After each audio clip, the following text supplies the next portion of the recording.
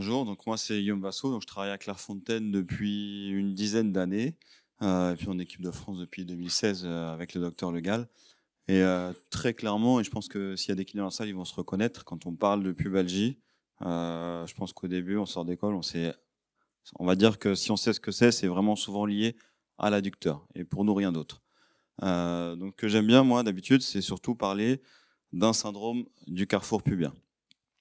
Je parle souvent d'un syndrome du carrefour pubien et je vais me permettre déjà un petit jeu de mots. Vous voyez, ça, c'est plutôt un carrefour qui est bien. Ok. Et ça, c'est un carrefour plus bien. Si je me permets ce petit jeu de mots, c'est globalement, donc là, il n'y a plus les petites voitures, c'est pas grave, mais c'est globalement pour qu'on ait à l'esprit, quand on fait la rééducation sur la pubalgie, que c'est un syndrome du carrefour. Et que pour moi, il y a différentes entités. Donc là, c'est représenté globalement par les adducteurs et puis en haut, par les abdominaux. Et au centre de ce carrefour, on va du coup retrouver tout le complexe lombo-pelvifémoral et notamment la symphyse. Ce qui fait que si vous avez une symptomatologie sur une des branches de ce carrefour, vous avez forcément des conséquences sur l'ensemble du carrefour pubien. Et ça, c'est extrêmement important à retenir dans la pubalgie, parce que ce n'est pas parce qu'on a une forme clinique prédominante, qu'elle soit adducteur ou pariétale, qu'il ne faut pas traiter l'ensemble du carrefour. Donc, comme on l'a dit, globalement, on retrouve en rééducation ces 4 formes cliniques: la tendinopathie des grands doigts, l'insuffisance pariétale du canal inguinal, l'ostéoarthropathie pubienne et l'anthésopathie. Même si on a parlé, j'en parle pas dans ces diapos-là, pour nous, le psoas, en fait, on le traite de toute façon dans toutes les formes de pubalgie, qu'elles soient prédominantes adducteur, grand droit ou paroi. Quoi qu'il arrive, c'est quasiment systématique que d'aller le traiter dans les soins manuels.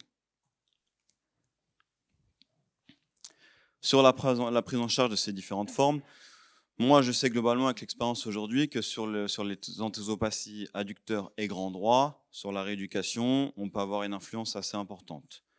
Là, on parle bien sûr de la chirurgie, de la prise en charge non opérée. Si on est sur la prise en charge opérée, comme l'a dit Gilles, on a une rééducation qui est encore plus importante dans les suites post-opératoires de la ténotomie du long adducteur. Sur les ostéoarthropathies pubiennes, elles sont pour nous peu accessibles à la rééducation, mais on sait que si on en arrive à ça, c'est qu'on a eu un déséquilibre. Et dans ces cas-là, on a une rééducation qui est vraiment nécessaire, à la fois en prévention, mais quoi qu'il arrive, si on en arrive à une infiltration ou à de la corticothérapie, ce qui est important pour moi, c'est surtout qu'on ait pu rétablir les éléments qui ont prédisposé à amener à des traumatismes au niveau de la symphyse pubienne. Et enfin, sur la forme pariétale, très clairement, je trouve que c'est une forme que je n'arrive pas à rééduquer. La plupart du temps, ils partent en chirurgie avec Gilles. Mais pour autant, et là on va faire des similitudes avec le ligament croisé, je pense que toute forme de pubalgie, quelle qu'elle soit, nécessite une rééducation préalable. La rééducation préopératoire, qu'elle soit sur de l'ostéoarthropathie, sur l'anthésopathie ou la forme pariétale, elle est nécessaire et indispensable pour moi parce qu'elle va nous faire gagner du temps sur la suite de la chirurgie. Donc quoi qu'il arrive, on va passer par une idée de prévention et d'éducation thérapeutique. Et quoi qu'il arrive, c'est vrai qu'à Clairefontaine, nous, on attend au moins 6 semaines de rééducation avant un diagnostic éventuellement de chirurgie. Le bilan kiné, finalement, nous, on le fait. Alors, je sais pourquoi ça fait ça, c'est moi qui le fais, je me trompe de bouton à chaque fois. Voilà. Moi, comme je dis, un bilan kiné, je fais jamais en une demi-heure ou une heure sur la pubalgie. Alors, c'est vrai que j'ai la chance d'avoir les joueurs sur la semaine, mais je ne serais pas capable de le faire en une heure. Ce qui est intéressant pour nous en tant que kiné, c'est d'observer surtout sur quel type de mouvement fonctionnel il est douloureux. Et ce que j'ai mis en premier, ce n'est pas un hasard, c'est l'interrogatoire, parce que finalement, c'est toute la chronicisation de sa douleur qui va nous permettre, nous, de mettre en place la bonne stratégie thérapeutique. Et puis finalement, j'en suis arrivé au fait que peu importe la forme prédominante, il faut que je donne un socle commun de rééducation à l'ensemble de ces pubalgies-là.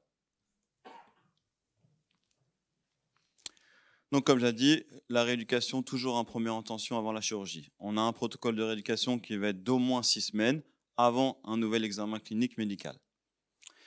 Ça doit toujours, on en a parlé, c'est une rééducation qui doit être préopératoire et en cas d'échec du traitement fonctionnel, on passera à la chirurgie. Les facteurs de risque, ça c'était un article de 2021, c'est une revue narrative donc ce n'est pas forcément d'un grand grade de recommandation. Mais ce qui était intéressant, c'est que ça mettait vraiment en évidence qu'on a des facteurs de risque intrinsèques et des facteurs de risque extrinsèques. Et que dans ces deux types de facteurs de risque, vous avez des choses non modifiables et des choses modifiables. Et puis finalement, on s'aperçoit, comme on a parlé tout à l'heure le docteur Legal, que beaucoup de facteurs de risque modifiables se trouvent finalement dans la posture du footballeur, mais même dans d'autres sportifs qu'on peut avoir en rééducation à Clairefontaine. 3 types de facteurs de risque qu'on retrouve dans la littérature. Le premier, c'est le fait d'avoir déjà eu une pubalgie qui prédisposerait à 1,8 fois plus de risque d'en développer une nouvelle. La force d'adduction excentrique plus faible que la normale est aussi associée à un risque accru de lésion des adducteurs.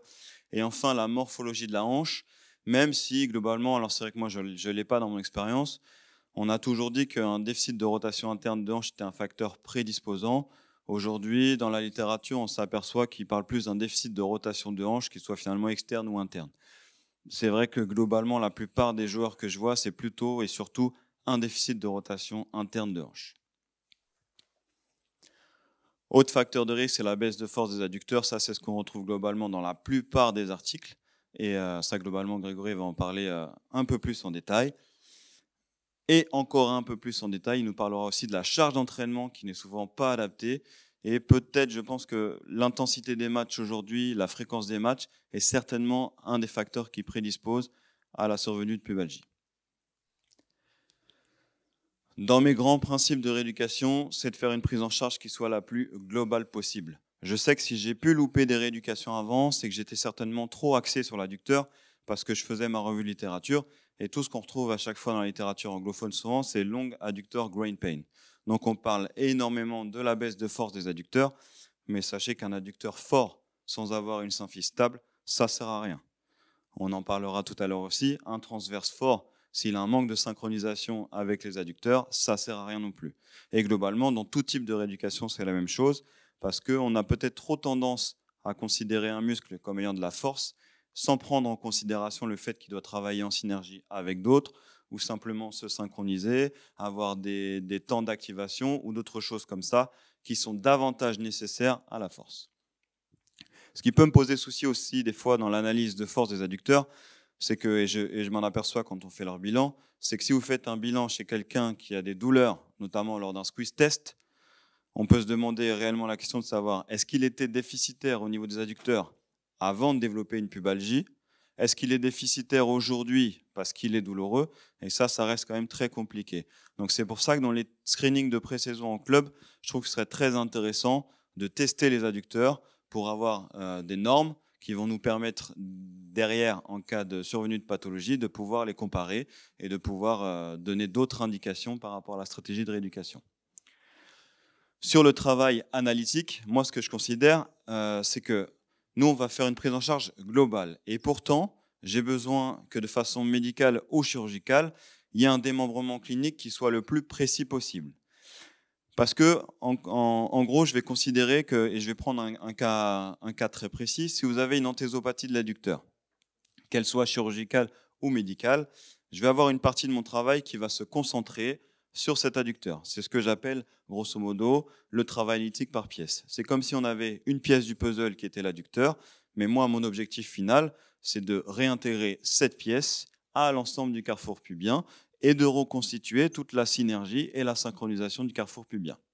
Donc la coordination et la réharmonisation sont des éléments essentiels de la rééducation et on va toujours chercher le meilleur équilibre possible entre la mobilité et la stabilité. En termes de rééducation, on n'a généralement pas de pression de délai. Comme l'a dit Franck tout à l'heure, la règle numéro 1 pour progresser est l'indolence. Et c'est vrai que généralement, on ne va pas sur le terrain si on a encore des douleurs sur la table. Et d'ailleurs, c'est une des rééducations où votre critère de progression principal est à chaque fois la douleur. C'est-à-dire que vous pouvez faire beaucoup de tests sur la pubalgie. À chaque fois, ce que vous allez demander à votre patient, c'est s'il est douloureux ou non. Et on s'aperçoit que par rapport à d'autres rééducations, c'est une des seules pathologies où votre critère d'évolution principal est la douleur. Et dans ces cas-là, il faut, dès le début de votre rééducation, avoir une échelle numérique simple de douleur mise en place avec votre patient, 2 euros à 10, 10 maximum, 0, pas de douleur. Et de plus en plus, ce que je fais, c'est que je leur explique quand même que 2-3, on peut considérer ça comme une gêne.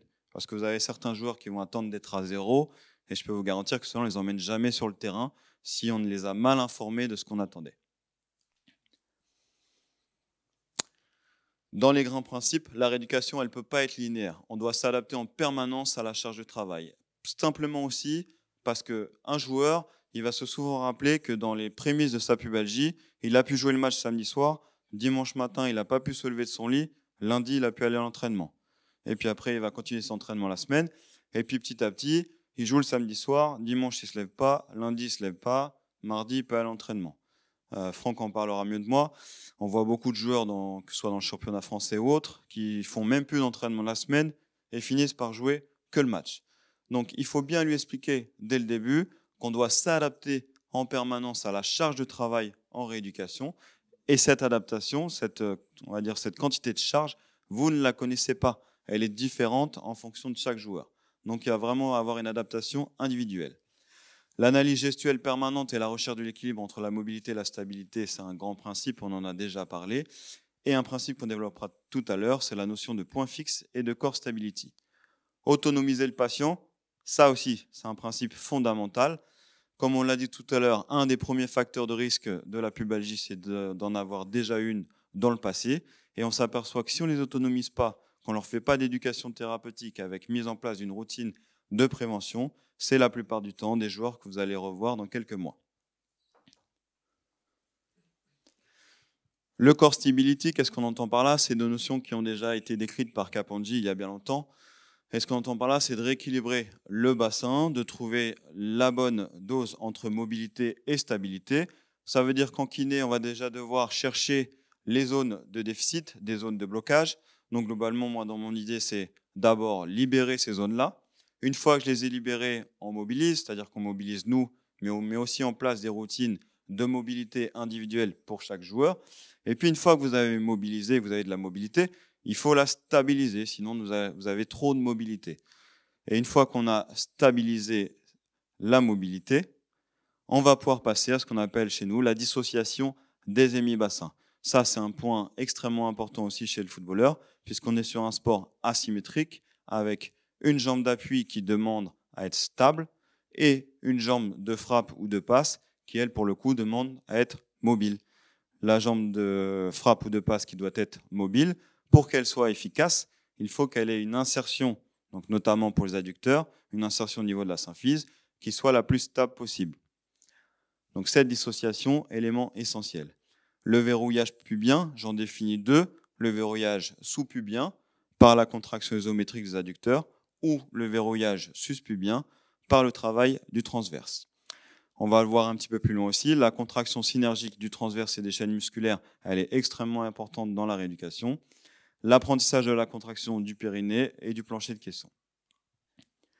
L'évaluation du transverse, aujourd'hui, elle est largement facilitée par un petit appareil qui s'appelle le Blueback Physio, qui va nous permettre, en fait, c'est ni plus ni moins un EMG spécifique du transverse, qui va nous permettre de faire prendre conscience de la contraction du transverse, de pouvoir le travailler par la suite, que vous allez avoir un feedback. Les électrodes sont reliées à une tablette ou un téléphone, et vous allez pouvoir avoir la contraction de votre transverse en direct sur cet appareil. La place des adducteurs dans la pubalgie, j'y passe globalement assez vite. Greg en parlera tout à l'heure. Il y a énormément d'articles sur la baisse de force des adducteurs. Et généralement, tous ces articles conduisent à la même chose. Chez les patients pubalgiques, on a une diminution de force des adducteurs. On met en place des programmes du coup, de renforcement des adducteurs, que ce soit avec des élastiques, avec du Copenhagen adduction. Ça va dépendre encore une fois de quel exercice a le meilleur taux d'activation et de quel exercice va pouvoir être réalisé par le patient. Les évolutions dans la rééducation, donc Olmich en 99, c'est le seul protocole préétabli encore aujourd'hui. À cette époque-là, finalement, on avait comparé un protocole actif contre la physiothérapie passive. Donc la rééducation était beaucoup plus efficace sur un traitement actif. Ensuite, en 2015, on a mis en place des thérapies plutôt multimodales, c'est-à-dire qu'on s'intéressait de façon plus globale à de la mobilité, du renforcement, et on s'aperçoit que la thérapie multimodale, elle est supérieure à la thérapie dynamique uniquement. Donc tout ça m'amène à me dire depuis 2018 qu'il faut créer un protocole qui soit plus spécifique de mes notions de carrefour pubien. Donc on a mis en place à Clairefontaine en 2018 un protocole qui s'appelle le FIRST PTR. Donc c'est First Pubalgia Task Rehabilitation. Donc en gros, c'est les routines de prévention de la pubalgie, mais qui vont nous servir dans le programme de rééducation et qu'on soit en chirurgie ou pas. Et on aura une petite différence sur les soins manuels par rapport à la chirurgie, mais Gilles en a déjà parlé, notamment concernant la ténotomie du long adducteur, où effectivement, on va très vite aller sur des soins manuels qui sont très douloureux. On va très vite mettre les adducteurs en charge excentrique importante, quitte à ce qu'on ait des lâchages d'adhérence. Par contre, au préalable, c'est ce qu'on a dit, il faut en informer son joueur, parce que la plupart du temps, il a peur d'y aller. Donc, il faut vraiment lui expliquer en quoi ça consiste, quitte à lui montrer des schémas anatomiques et tout ça, mais il doit vraiment pouvoir le faire, parce que sinon, on se retrouve au moment de la réathlétisation à ce que ça pète, et là, on va rentrer dans une chronisation de la douleur, parce que lui va développer des appréhensions. Et parallèlement au First PTR, on a ce qu'on appelle le 11 part. Le First PTR, c'est quoi? C'est 5 domaines, parce qu'on s'aperçoit que dans la littérature, il y a 5 domaines dans lesquels vous allez retrouver des déficiences. Donc j'ai défini le premier domaine, c'est le travail du muscle transverse. Le deuxième domaine, c'est la mobilité des hanches. Le troisième, la mobilité du bassin dans son ensemble. Le quatrième, la sollicitation des adducteurs. Et enfin, le cinquième domaine, c'est un peu le domaine qui va rassembler les 4 premiers, qui va tendre vers le core stability. L'idée, c'est que pour chaque domaine, vous allez avoir 3 exercices avec un niveau de difficulté. Sachant qu'aujourd'hui, on s'est aperçu que finalement, l'exercice qu'on avait mis en moyen, quelquefois, il est facile pour d'autres, difficile pour certains. Donc, ce qu'on va refondre aujourd'hui, c'est qu'on va garder les 5 domaines et qu'on va proposer 5 exercices pour chaque domaine. Dans cette idée-là, on va faire progresser le patient en choisissant un exercice dans chaque domaine. Ça, c'est ce qu'on va mettre en place, nous, en rééducation. Mais comme je vous l'ai dit tout à l'heure, moi, mon objectif, c'est que quand il repart en club, il soit capable de réaliser tout seul les choses. Donc, il va prendre 20 minutes et il va choisir un exercice dans chacun de ces domaines-là. Et le 11 part, alors ça, c'est plutôt ce qu'on va utiliser, nous, en rééducation, à côté du First PTR. C'est l'ensemble des outils qui vont vous servir à faire une prise en charge plus spécifique. J'ai parlé tout à l'heure de la ténotomie de l'adducteur. Si j'ai une ténotomie de l'adducteur, je mets en place de toute façon mon First PTR, puisque ça, c'est ma base à toute forme de pubalgie. Et ensuite, de façon spécifique, je vais avoir les soins manuels et curatifs. Donc là, notamment, tout ce qui peut être MTP, massage profond, tout ce qui va être travail excentrique spécifique de l'adducteur, que ce soit sur ISO ou manuel, mais moi, j'ai une préférence pour l'ISO, puisque je vais pouvoir avoir une progression de ma rééducation et je vais surtout pouvoir développer des niveaux de force sur ISO qui vont éventuellement me permettre de faire lâcher ces adhérences-là. La synchronisation neuromusculaire, donc c'est tout le contrôle proprioceptif du bassin. La reprogrammation des mécanismes d'amorti du pied, qui est extrêmement importante, puisqu'elle va permettre de réduire les forces de cisaillement au niveau de la symphyse. Une réathlétisation adaptée et spécifique. Donc c'est vrai que nous, on a beaucoup de footballeurs, mais de plus en plus, on a quand même des cavaliers. Et là, on n'est plus sur du tout le même type de schéma postural. Donc il faut vraiment, en rééducation, s'approcher au maximum de la spécificité de leur sport. La réintégration de la gestuelle, on en a parlé. Et enfin, l'éducation thérapeutique, les routines de prévention secondaire. Si on va un petit peu dans le détail du First PTR, vous avez ces 5 domaines. Voilà. Le premier domaine, et c'est pour moi un des plus importants, c'est le domaine du transverse, avec 3 niveaux de difficulté. Le travail respiratoire sur table, simplement déjà pour savoir si votre patient est capable de contracter son transverse et de l'engager. Une fois qu'il est capable de le contracter, on va pouvoir le mettre en synergie avec d'autres muscles. Et enfin, dans le troisième niveau qu'on avait défini, c'est travailler ce transverse avec les autres groupes musculaires et en verrouillage symphysaire. Ça donne quoi avec quelques photos? Donc, à titre informatif, vous pouvez avoir ce niveau 1 qui est simplement une prise de conscience du transverse. Le niveau 2, un transverse qu'on va travailler en synergie avec des adducteurs en contraction isométrique et des fessiers. Ou en niveau 3, un verrouillage symphysaire. Et là, on peut tout à fait complexifier l'exercice. Petit aparté sur le transverse, Franck en a parlé tout à l'heure. L'étude de Cowan est certainement une des plus importantes pour moi, qui a montré un retard d'activation du transverse chez la plupart des patients pubalgiques.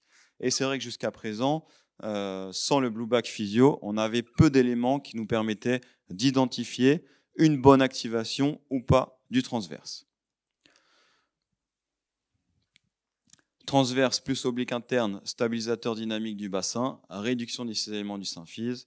On en vient à la même chose que ce que j'ai expliqué tout à l'heure. Si on ne garde pas en tête cette notion de core stability et de synergie entre les différents muscles, on va avoir un souci à un moment ou un autre dans les suites de la rééducation.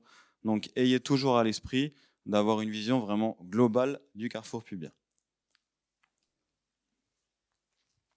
Donc le Blue Back, c'est un petit appareil comme ça. Vous avez des électrodes que vous allez placer en sous-ombilical, donc il y a un placement assez précis. C'est vrai que la première question qu'on se pose, c'est à savoir si ça ne va pas enregistrer aussi du grand droit. Donc la plupart du temps, au début, on essaye de faire des crunchs et finalement, non, ça n'enregistre pas du grand droit. Certainement aussi, pour un phénomène, c'est qu'en sous-ombilical, le transverse va se trouver au-dessus du grand droit dans cette partie-là. Ce petit boîtier est relié à la tablette ou un téléphone, peu importe, et vous allez pouvoir observer les contractions du transverse. Le deuxième domaine, c'est la mobilité du bassin. Donc premier niveau, deuxième niveau, troisième niveau. En photo, ce sera mieux. Donc on peut très bien commencer par des mobilisations assises sur ballon de clin, que ce soit en antéversion, rétroversion, inclinaison, mobilité globale. On peut par la suite être sur de la dissociation. Donc vous avez une jambe d'appui qui va demander à être stable, une jambe mobile ici, donc dissociation de cet hémi-bassin, tout en gardant la stabilité de celui-là. Et si on a mis le niveau 1 du transverse en premier, c'est simplement parce que sur chaque exercice qu'on va demander à notre patient, il doit engager son transverse, verrouiller la symphyse, puis derrière pouvoir libérer la mobilité. Enfin, le troisième qui est intéressant, c'est un passage souhait. Ça va lui permettre d'explorer toutes les mobilités de son bassin.